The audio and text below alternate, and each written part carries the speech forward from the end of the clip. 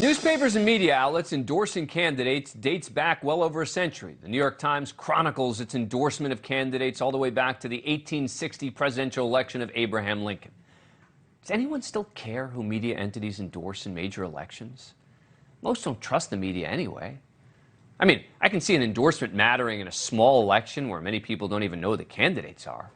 But in a major one, who cares who the New York Times endorses? And now a new study suggests many journalists have come to see editorial endorsements as a liability as well. The Journalism and Mass Communications Quarterly interviewed 64 U.S. political journalists and found that just 8 out of the 64 still supported them. And even one of them saying they should only exist on a community level in local elections. And they agreed the endorsements and growing political polarization and media mistrust complicated covering political candidates. You think? Part of their concern was the public thinking when an editorial board endorses, it's the whole paper, which obviously many would believe, despite the media insistence that a strict firewall exists between the editorial page, which offers opinion, and the newsroom. And of course, when they go out to interview people in the public, these reporters say they find themselves being asked why they endorsed a particular candidate. Now, some newspapers have already changed their policies, putting the brakes on political endorsements. The Dallas Morning News decided to endorse neither candidate in the 2020 presidential election after getting blowback 4 years earlier for endorsing Hillary Clinton after picking Republicans for president for decades before. The bottom line is that no one cares who these media entities endorse in big elections anyway. And yes, it also makes it seem like the reporters are taking a side in the election, even if they aren't.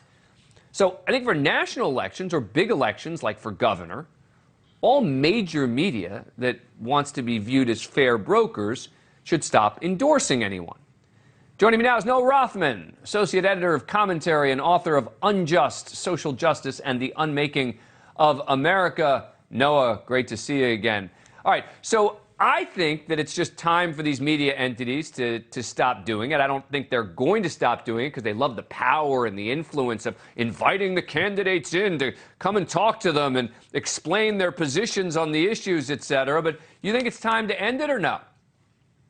I actually don't, in part because the challenges that we've identified, I don't think are going to be resolved by eliminating editorial endorsements. The first problem is readers don't know the difference between journalism and editorial opinion. Right. That's a media literacy problem. If it just goes away, a media literacy problem still persists.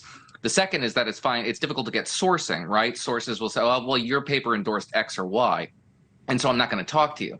Now, if you want to get your message out to a big venue, you talk to a big venue. Not for attribution, on background maybe. Maybe you hold back your quote because you don't want to be seen talking to the wrong people, but you're nevertheless not going, if you want to silo your message, you'll silo your message. You want a big audience, you'll go to a big venue. So I don't think this is going to solve the two problems it's identified. They are problems, but this perhaps isn't the solution. But and the last go ahead, yeah. Last point, yeah. Just because you said that they don't really matter, and they don't. But that's also not the point of the job. The job isn't to be influential or popular necessarily. It's to make judgment calls. It's to render moral and ethical verdicts without fear or favor. Whether or not that's popular or influential is beside the point. If you have an editorial voice and an editorial board, it will have a particular institutional bent, and that will come out in either reporting or editorial one way or another. Well, but it does seem to me when it comes to endorsing a candidate as opposed to an issue, right? I get it. They want to make a point about an issue, they make an argument, et cetera. But just endorsing candidates, it just seems like everything about it is downside at this point for the media, right? We agree it doesn't work on a national scale. Almost no one cares who these media entities endorse or don't endorse. Then you've got the fact that it hurts their credibility even more. And, you know, you could argue their credibility is so bad that maybe it doesn't even make a difference. But why keep doing it? I mean, if it's not having any impact, and it is, in my view, just sort of leading to more of this nonsense of, well, it's the editorial is separate from the newsroom, and why not just get rid of it?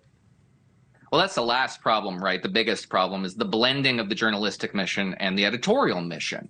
Because, as you say, there is no firewall. But I don't know if this is going to make that better, because the individuals who would otherwise be in an editorial position no longer speak with an editorial voice, now have to provide their own voice. If they don't have an editorial endorsement they can point to, they're probably going to spend a lot of time writing about the particular race and their particular views on it. Lastly, whether it's good for the journalistic institution, I'm not sure if it's good for the country. I want my candidates to have to be exposed to constituencies that are not their own. I want Democrats to have to answer questions from Fox and the Wall Street Journal. I want Republicans to have to field questions from the New York Times editorial board. McClatchy's view that we should interview only and then endorse is perhaps a good reform. We should investigate that. But the alternative is retreating into your intellectual and ideological silos further. And I don't think that's good for the country. All right. It's a solid argument. Noah Rothman, always good to see you. Thanks for coming on. Thank you. Thank you for watching. Go to newsnationnow.com to find NewsNation on your cable provider.